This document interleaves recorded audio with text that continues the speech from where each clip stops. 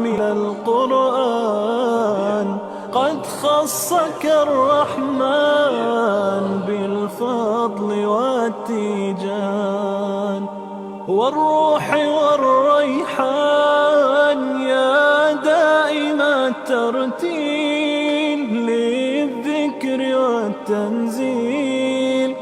بشراك يوم رحيل ستفوز بالغفران يا قائل. يوم ختمي لكتاب الله كان يوما مميزا جدا، أحسسته يعني يوم فريد من نوعه، لم يكن كباقي الأيام، لن أنساه طوال حياتي. فقد كان يوم مليء بالجو الروحاني الرباني، كانت يعني العائلة كلها مجتمعة، فسجدت تلوت آخر الآيات بشق الأنفس، تراخيت فيها حرفا حرفا، ومع كل حرف ودان من الدموع.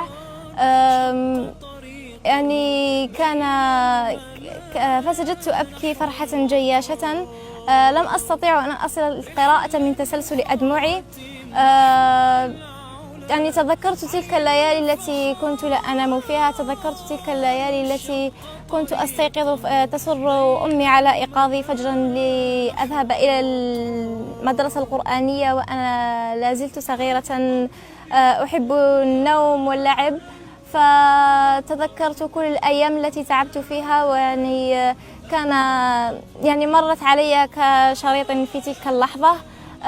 فحمدت الله سبحانه وتعالى ودعوته بأن يجعلني أهلا لحمل هذا الكتاب. فكل الشكر كان لعائلتي الكريمة من كل أعمامي وأخوالي والوالدين الكريمين طبعا، ومشروع النهضة بالقرآن الكريم. فأحسست وكأنني شخصية ثانية، يعني وكأنني ولدت من جديد مرة أخرى.